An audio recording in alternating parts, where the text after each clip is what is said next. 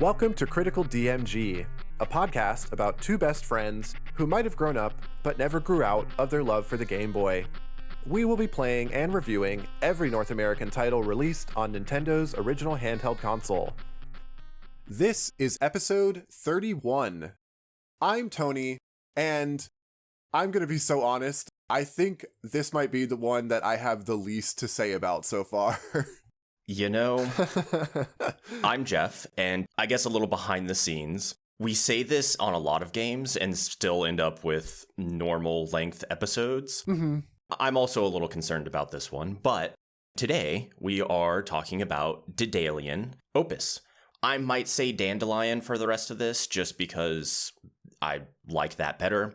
Honestly, it makes as much sense as the actual name given to this game, so it's fine.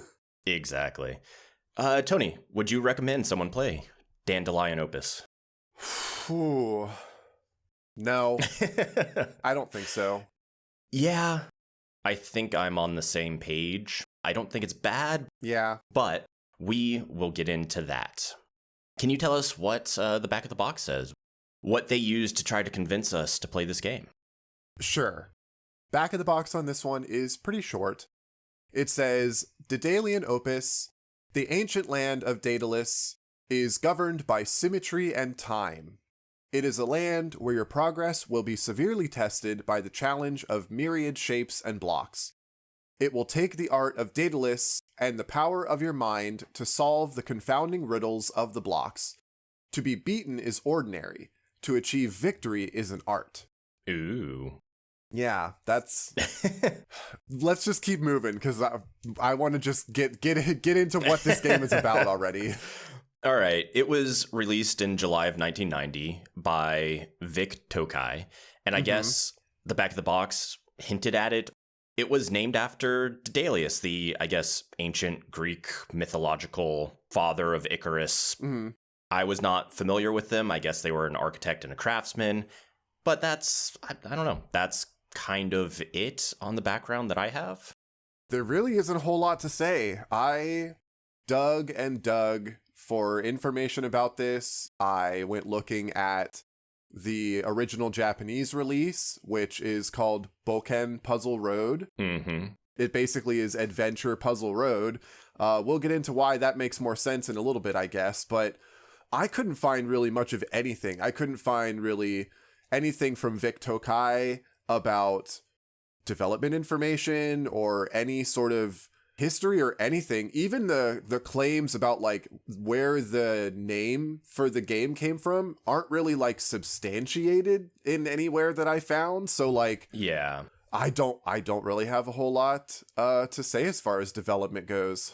Yeah, so let's just jump into the mechanics and we can start breaking down this game. Let's do.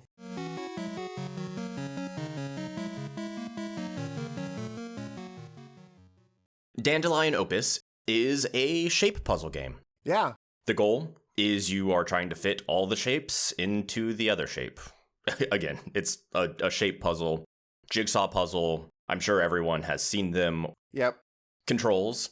A will take and put a piece. B will rotate it. Start turns it over horizontally, and select turns it over vertically. Then if you push A and B together, you replace the pieces in their original place. So you kind of restart the puzzle. Pretty simple. And I did like that if you push the A button on the title screen, it popped up a controls menu. Mm-hmm. I didn't find this until I struggled a little bit in the beginning, and I'll get into that. But I did like that once I found it. I thought it was kind of nice. Mm-hmm. Tony, of the 36 jigsaw puzzles, how many did you conquer? I believe I made it up to 10. Okay. I played for almost an hour. It was somewhere between like 40 minutes to an hour. And I made it a little bit under like a third of the way through the game. I definitely feel like I saw everything that there was to see. And I know that we said this for a previous game, I think Flipple maybe, but this game now takes the cake as far as the most boring potentially frustrating gameplay that any of our viewer listeners will be watching on YouTube. Because, like I said, I played 8 to 10 levels, and that took me at least 40 minutes or so. Yeah. Doing that math, you can tell that some puzzles took me quite a long time. So there will be footage that's probably like 5 or 6 minutes of me just banging my head against a puzzle to try and figure it out. So I'm curious to know if you had the same experience as me. I did. The footage that is going to be on right now is my footage, and I'm going to come straight out. It is using previous playthrough / a guide. So if you see me solving puzzles pretty quickly, I'm cheating, and I'll own up to that. But honestly, it's a very repetitive game. You're kind of fitting pieces into a jigsaw puzzle. So to your point, my first couple of times I played through, yeah, it took me, I would say probably about the same, like maybe 30 minutes to an hour to get through a handful of levels. Yeah. And that was when I kind of decided, okay, I've seen, I think, all that there is to see. Let me look up speedruns, let me look up guides and things like that to really get an understanding of what the end game looks like. Spoiler alert, it looks almost the exact same. The puzzles do get more difficult. You get more shapes. You get more, I guess, space that you're trying to fill. Yeah, like that's pretty much how it works through, especially like the beginning section of the game. Every level, or eventually every other level or so, you'll get a new piece. And when you go to the next stage, you get one of every piece that you have access to. Your job is to fit not every piece you have into the frame, but just to fill in all of the available space. There can't be even 1 pixel of like emptiness. You have to fill the whole thing in, and you're only using these 5 square pentominoes. And so as it goes on, like the frame shape will change. Instead of being a square or a rectangle, it might be like a plus, or, you know, a more out of the ordinary shape. And you don't always use all the pieces. I felt like anytime they gave a new piece, that piece was specifically not used in the next puzzle. It may have been confirmation bias and not that way, but there were at least multiple times when I was like, oh yeah, they just gave me this piece. Obviously, I need to use it. And it turned out the solution specifically did not use that one piece. As far as I know, and I didn't look up a guide, all of the footage that you see is my IRL struggle with the game. Oof. I only looked at like solutions to the puzzle after I had already stopped playing, and it was just to see like if there were multiple solutions. And I didn't really get confirmation on that because I'm assuming that you looked on like GameFAQs or whatever and saw it's like a layout of the different colored pieces. I was looking at DENGEL, their walkthrough, and I can definitely say there are multiple solutions because I would get something close, or I would like mirror their solution or things like that. So there are definitely multiple ways that you can solve them. I also find it kind of interesting.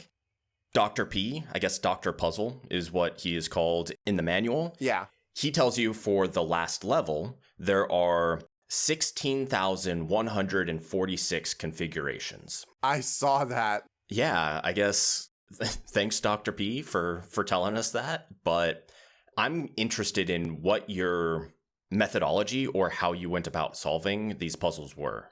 Well, I actually like jigsaw puzzles. Like, I am someone who enjoys putting a puzzle together. So usually, like, how you would do a regular jigsaw puzzle is like you go for the edges first and then you try to fill the shapes in from there. Obviously, that doesn't really apply here in the same way because eventually you get like a staircase shape and a plus shape, and you get to start with a big T and an L. And so you get all these different shapes. And so you can't just look for the edges in that same way. because even if you can fill in the edge, it doesn't necessarily mean that the pieces for your interior are going to be the ones that actually fit into those spots when you're left over. Exactly. So I sort of just took a little while to look at the shapes that I had on the table in front of me, and then look at the empty space that I was supposed to fill. And like, I sort of envisioned it in my head as like, this seems like it might make sense. Mm-hmm. And I would just kind of build out a small area and see, okay, I obviously took up as much space as I can with this section here, and this is what I have left. Do I think I will be able to fit these things into the empty space? No? Okay, so that means I messed up somewhere along the lines. I have to start pulling some pieces out and putting in some new ones, and then I would do it over again. And sometimes it worked and sometimes it didn't. Mm-hmm. There are definitely some of the puzzles that I got like pretty quick. And then there are some of them that it easily took me like 5+ minutes before I got it. And I reset the puzzle multiple times, and I just like stare at the screen trying to make something happen. Mm-hmm. And there were so many times where I would get the entire puzzle solved, except for like one missing piece, and it would be a piece I had already used. And it's like, why can't I just have one more of those pieces? Yeah. The number of times I needed the little like box with a little thing coming off. I don't know what you would call that, but a 4x4 with an additional little thing on it. Uh-huh. The number of time is, if I just had 2 of those, I would have breezed through it, was a lot. I definitely feel you on that. Like, yeah, if I just had 2 of these one thing, this would be so easy. But you don't. You only get one of each. And I feel like you took a more potentially calculated route than I did. Honestly, most of the time I would just randomly start putting stuff in places. Sure. And see what started to kind of work. If you're watching my gameplay, I think some of the fastest puzzles that I actually solved, I was not using the guide at all. I would try to solve them first before looking at the guide. Uh-huh. And some of them, I think, that I solved within 30 seconds were just me happening to put them in the right places and just getting lucky. And I think that is one of my biggest frustrations with this game, is that there is no hint system. There is no way to know if you're doing it correctly. You do just kind of have to bang your head against it until you figure it out. If you're using a guide, fine, but otherwise, that kind of feels bad to me. Yeah, I can definitely understand that. I think I will hold off my thoughts there until the wraparound. Okay. In the like grand canon of the puzzle games that we have played, I think I have some things to say that will definitely sound familiar for anyone who's heard those other episodes. So I'll just hold off until we get around to that point. I'm interested in that. Real quick before we, jump into a little ad break. I mentioned earlier that the select and start did not feel intuitive to me. I probably spent almost 5 minutes on the first puzzle, which is it's a super easy puzzle. Yeah. But I was like, this is impossible. I have to flip this piece. Like, there's no other way that this could happen. Sure. So I was just trying to, push A, push B to rotate it. And I was like, this is just literally impossible. Mm-hmm. And then I tried hitting start or select to, restart the level or go to a menu, and it flipped. And I was like, oh, I sat here for way too long before I realized that. So that was my only kind of unclear mechanic, but not a big deal. Mm-hmm. But with that, I think we can kind of wrap up the mechanics, take a little ad break, and then get into the creative discussion, which I might have a little bit more to say about, but we'll see about that. Yeah, maybe. Anyway, ad break.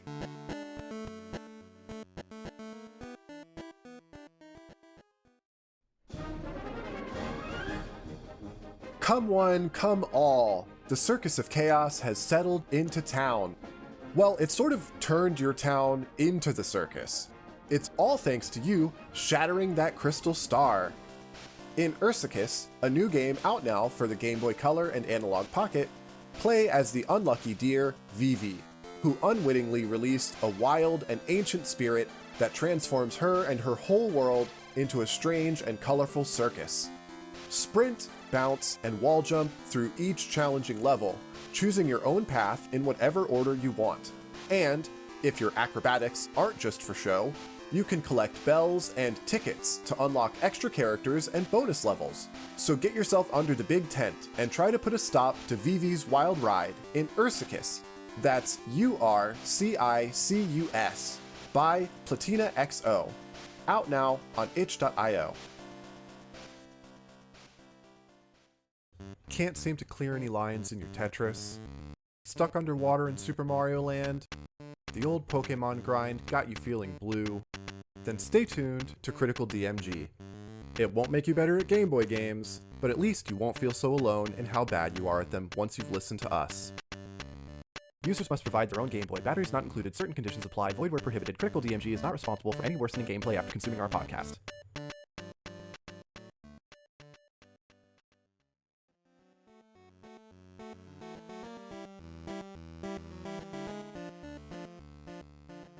And we're back.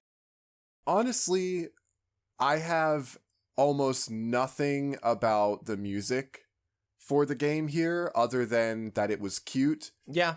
Everything about the game was cute, which I do want to get into in just a little bit, but like the music itself was just very like pleasant, cheerful, suited what the rest of the graphics elements of the games kind of like laid out for you, but does not stick in my mind or anything in any real way. I would agree with that. I think pretty decent background music for a puzzle game. Mm-hmm. The menu screen or title screen was a little uninspired, I feel, especially compared to the manual and the box and the actual inside the game and all of that. Mm-hmm. I feel like just having the title in kind of block letters makes sense for the puzzle, but also doesn't make sense to the rest of the branding or the visuals. So a little bizarre there.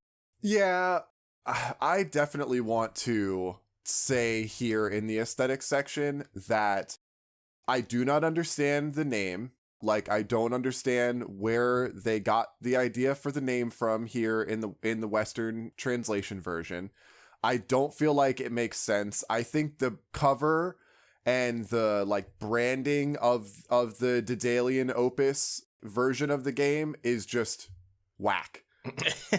Like, Boken Puzzle Road just is so much cuter. It looks like the sprite in game actually is the same character as the one on the box, and you've got Dr. Puzzle there, and they're like chiseling away at puzzle blocks like made of stone or whatever, and it just made a lot more sense. The Daedalian Opus, just, I don't understand what they were going for. It feels like a huge mismatch. I think last episode when you mentioned the game, I thought it was a shmup.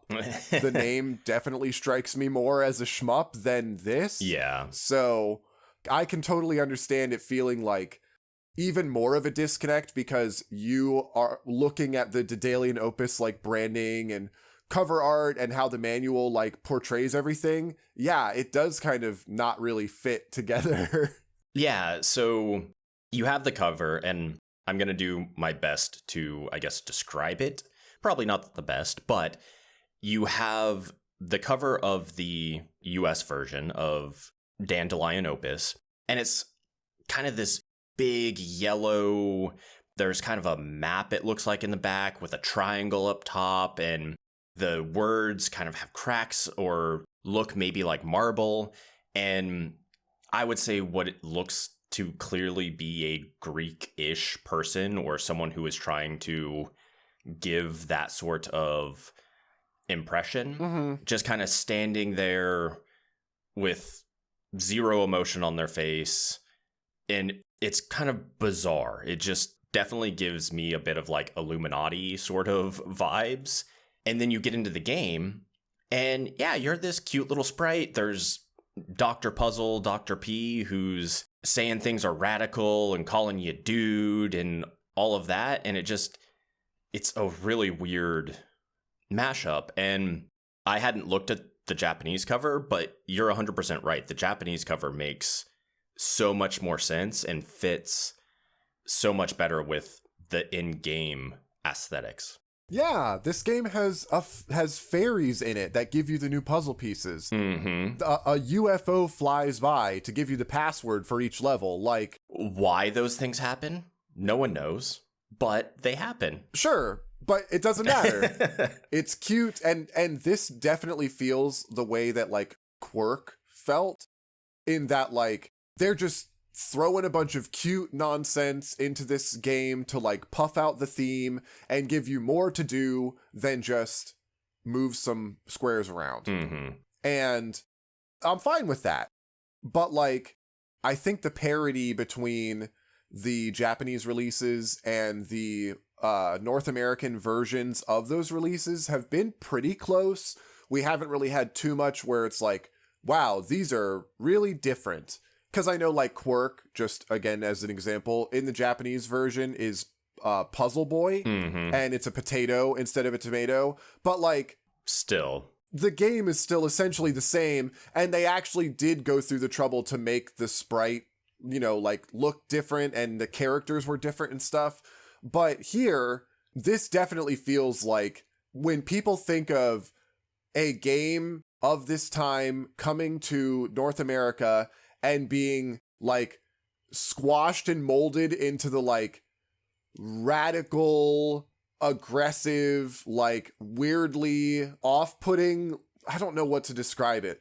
A really weird example is how they always made Kirby like fight biker gangs and like greasers and stuff in a lot of the commercials here in the US. So it's stuff like that where it's like they can't just let a cute game be cute sometimes. And it just really is so weird here. Like, Boken Puzzle Road, it would have been so easy to just call it Puzzle Road, or like Adventure on Puzzle Road, or something like that, and keep everything that was already there. And, you know, sure, you want to change the cover to something, you know, that looks more like a matte painting instead of like a comics drawing or whatever. That's fine. But there's nothing gained here from changing it from Puzzle Road to Daedalian Opus, especially because they don't even go through the trouble to change anything about the game's interiors to like back up the new theme. Yeah. And I think it's pretty safe to make the analogy that they are referencing, you know, Daedalus from ancient Greece. Uh-huh. Yeah, even if that's not something that we could like necessarily pin down, I think it's fair enough with all the imagery and the naming, I guess, convention. That still doesn't really make sense because ancient Greece is not necessarily like a huge 1990s on the mind of Western children per se. So yeah, definitely bizarre. Are we in the era of Xena or Hercules live action TV shows yet? Is that 1990? I don't remember when those were on TV. Anyway, Daedalian as an adjective means like ingenious or confusing. I guess I can understand wanting to use a big word that means like something else puzzly related, but like there's nothing about this game that feels like a labyrinth or, you know, anything, even just Greek mythology or anything. No. And again, there's UFOs and fairies in it. They could have changed it to like a Pegasus flying by to give you the password or anything else. Like there was so much effort, it seems, to like slap a new coat of paint on the outside to make it more appealing to I don't know who, but like the game itself wasn't changed in literally any way to match that new aesthetic, and so it just doesn't make any sense. And to your point earlier, calling it Puzzle Road would just make sense. Alluding to a labyrinth doesn't make sense because you're literally just going from one island to the next, going into the little thing, solving the puzzle, following the road to the next one, so on and so on. Yeah. You're literally adventuring down a road. The only thing that is remotely labyrinth-y is the fact that you're putting together a puzzle, but that's clearly not a labyrinth, so I 100% agree with that. The disconnect between the outside branding and the inside branding is quite strong, but I really liked the aesthetics of the actual game. Me too. Getting past all the other nonsense. Yeah, I really liked your little sprite. I really liked when he ran. For whatever reason, you had to run between puzzles because, sure. You don't in the Japanese version. Oh, really? Yeah, and I love the like little goofy walk that they have the player sprite do. Mm-hmm. But yeah, in the Japanese version, I found out that they automate that, so you don't actually have to like manually walk to the next one. That was added to the North American release thing. Interesting. Yeah, I found it to be a little questionable as to why I had to walk to the next one, but it was fine. It was fine. Exactly. So I know in the past I have expressed that I don't necessarily want puzzle games to have stories and things like that. I think Void Stranger kind of gave me a new appreciation to how puzzle games can be used to tell a story. Sure. I really want to know the story behind this world and what's going on. Uh-huh. Why is there a UFO? Why are there little fairy sprites that are giving you new pieces? Why is the last level a giant, like, skull island thing? It feels like there could have been more story here, but this wasn't really, I feel, the time in video games where you had those big, epic story games that required you to read into things and required you to find Easter eggs to deduce what was going on. But I felt like this was ripe for it because it was such a weirdly built out world for a Jigsaw game. One thing that I wish I was able to get my hands on more were the manuals for these games in their Japanese version, because I wonder if the Boken Puzzle Road version of the manual has like more story stuff in it, or if it was just a translation, which I don't think it could be because the Daedalus is just for the North American version. So like, what's the story there? Like maybe it gives more information about Dr. Puzzle or the fairies or the UFOs, like anything really. I don't know because I wasn't able to track one down. Was there a better story? I don't know. It wouldn't take much to be better than the one that we got. Yeah, I mean, the story we got was essentially nothing, but you do kind of go through, you talk to Dr. Puzzle every once in a while. It's fine. That was one thing that stuck out to me. I feel like there was so much more substance here that just didn't amount to anything. Sure. Speaking of Dr. Puzzle and your interactions with him, I love in the ending. So once you've beat the last level, he kind of goes, "Well, dude, it's been radical." And it's just like, man, okay, cool. We just completed 36 puzzles or whatever. I guess that's radical. Yeah. Yep. It's so radical when your grandpa says that it's radical. But that was the last thing that I wanted to add to the creative discussion. Yeah, like I said, I didn't want to bury the lead so badly that, my bit in the beginning is just that I don't have a whole lot to say. I'm just going to push ahead to my final thoughts on it. I don't really know that I can recommend this just because you could just put a jigsaw puzzle together. Like, if you wanted to be able to do that in your pocket, like, I can understand, and I do always try to take that into account, like, oh, it is a Game Boy game.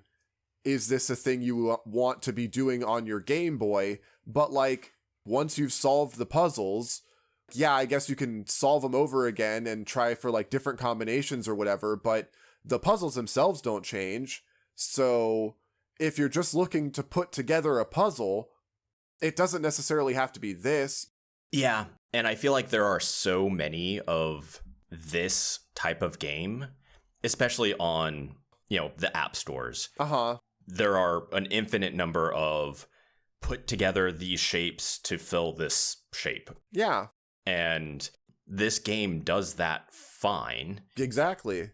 I don't necessarily love those games. I find them interesting or novel for a short period of time. Mm-hmm. And then after that, I get pretty bored with them. So I think it does what it does fine. If you like shape puzzles, if you like jigsaw puzzles, go for it.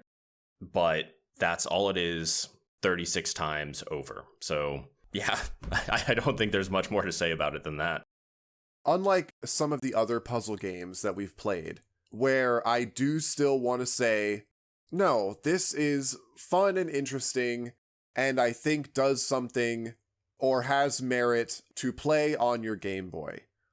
This game needs another layer of gameplay, and then it would be in the realm of something that I would probably wholeheartedly recommend. I would agree with that.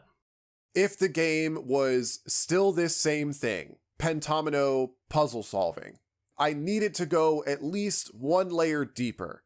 There needs to be like some sort of RPG element or like map exploration or something, and anything to give me more of a reason to be doing this other than the fact that I don't want to spend 5 whole minutes like solving this puzzle. Yeah. And that's unfortunately just like a modern game thing. Like I know that that's not a reality in 1990 for this game, but like that's just the reality of it.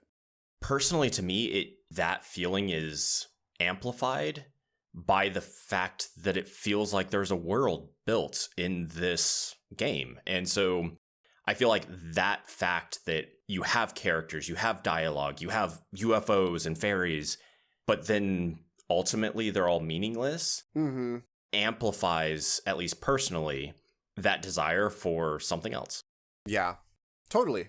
With that, I think we've kind of gotten the point across. It's close. It's not bad at what it does. It just is a little lacking. Not worth the batteries. Not worth the batteries. But hopefully my quiz today is not lacking. Mm-hmm.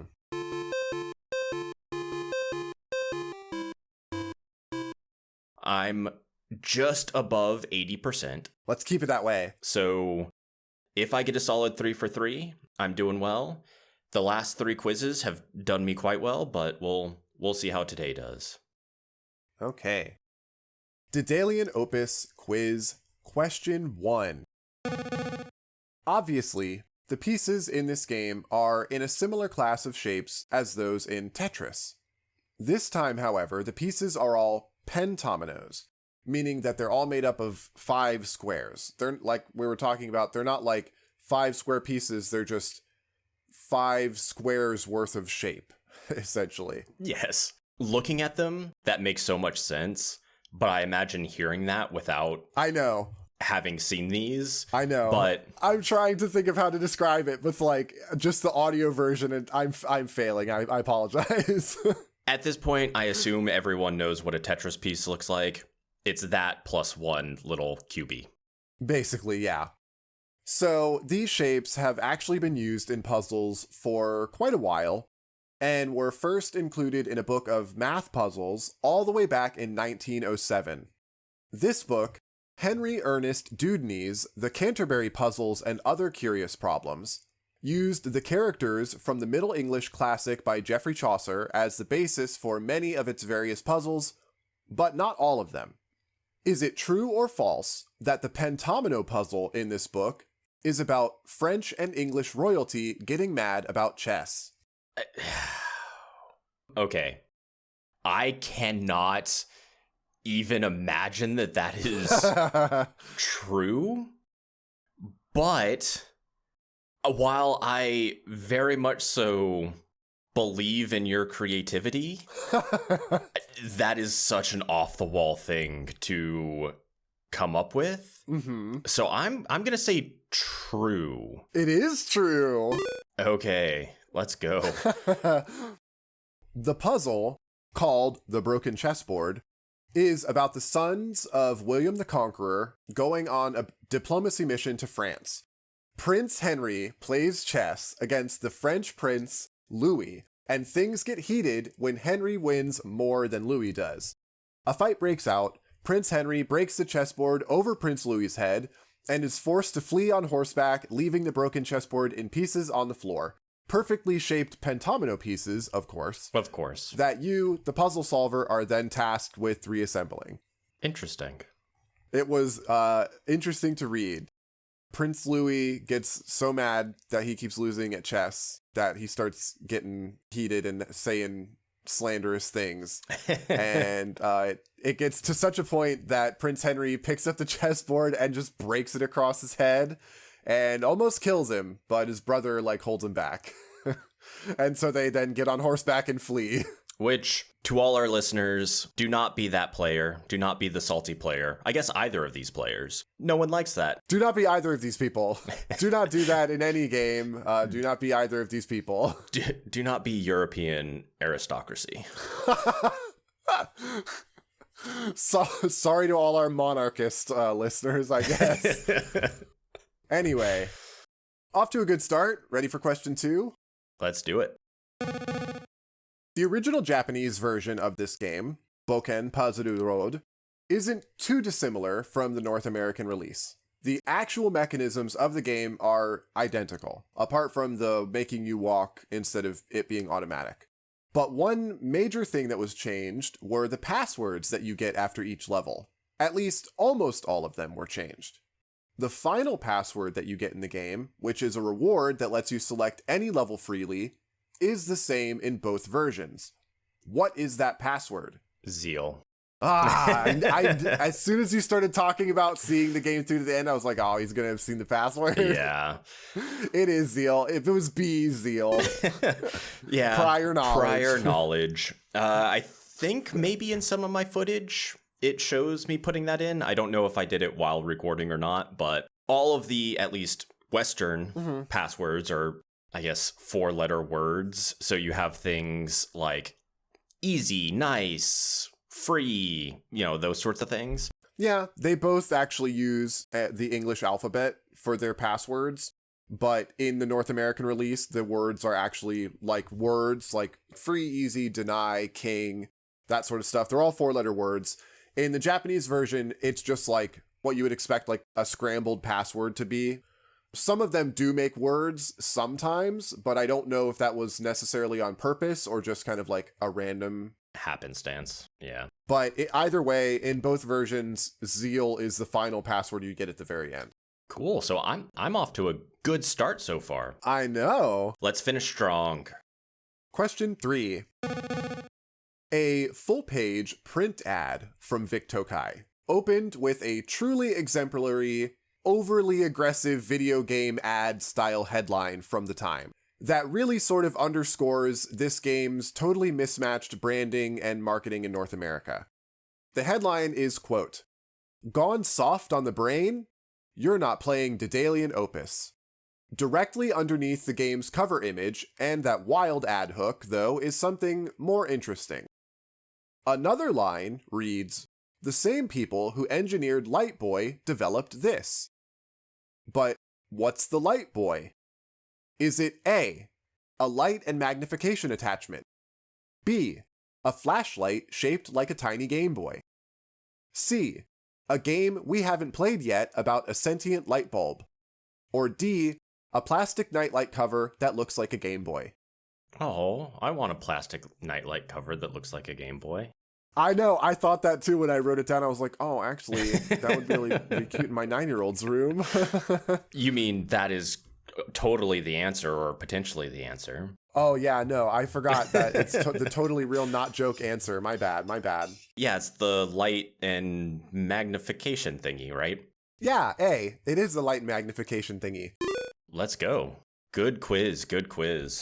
So the Light Boy was definitely not the only one of these type of attachments that came out for the Game Boy over its lifetime, but the Vic Tokai Light Boy is a pretty solid plastic attachment that rests on the top portion of the original DMG model of Game Boy, only on the DMG model because the other models were smaller.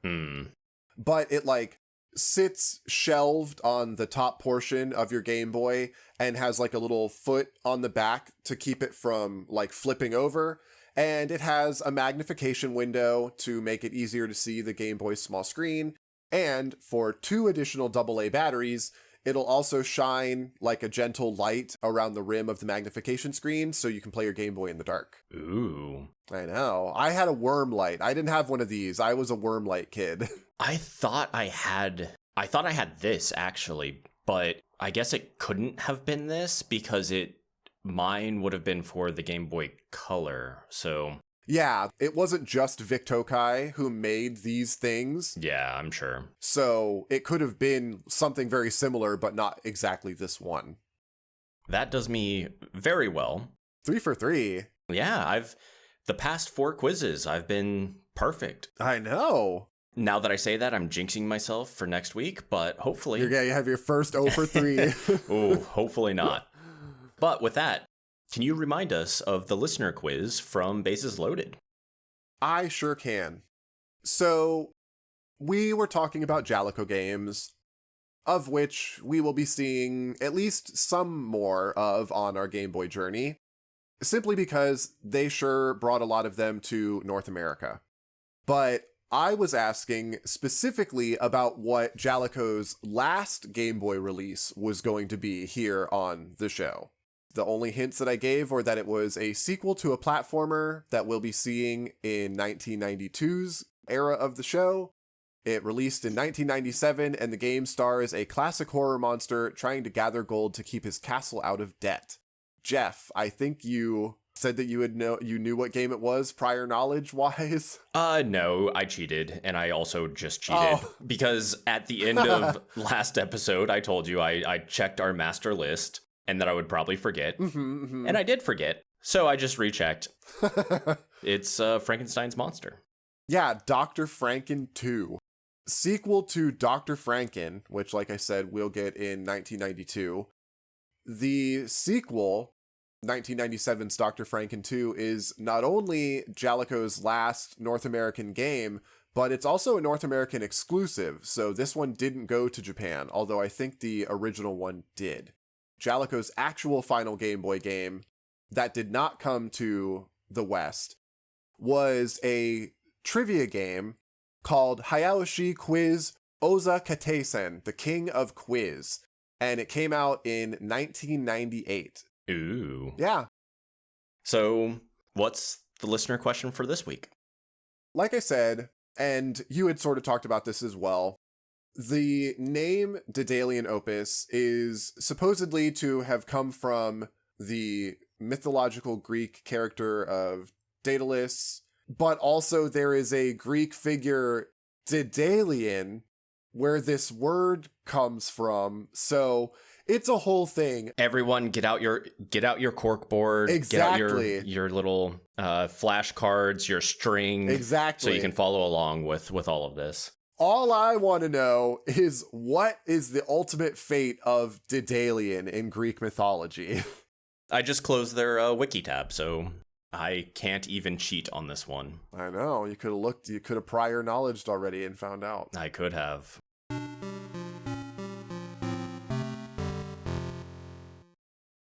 Thank you, everyone, for listening to this episode of Critical DMG. So we get a nice little special outro today. Yay! Because we're going to tell you what we're doing next month for our Patreon. So I am becoming a cat, an alien, a thing, ? Unclear. Catboy Jeff. Catboy Jeff. Next month on Patreon, Catboy Jeff, coming to you soon. No, I'm playing Nine Souls, so come listen to what I think about it. I will be playing my usual 3 random games. Haven't lined anything up too specific, just because I have actually been playing on a whole bunch of different stuff lately, so it's been a little bit difficult to narrow it down. But that will be my individual segment, and then Jeff and I will be back together for our second DMG in Japan. So we will be talking about a total of 5 Japanese exclusive games that we got a chance to play. Mm-hmm. And I'm totally not slacking in that at all. So no, I'm just an overachiever. join us over there if you're interested. Again, patreon.com/criticaldmgpod, and become a free member. Or if you want any of these newsletters, subscribe or get them a la carte. But that brings us to an end of Daedalian Opus. Strange lack of dandelions in this one. Or Daedalians. Or labyrinths. Join us next week when we talk about dexterity. Unclear what this is, but maybe an RPG. I'm hopeful, but we'll see. Yeah, I'm not, because the only thing that I know about this game is that the Japanese version is called Funny Field. That could still be an RPG. Come on.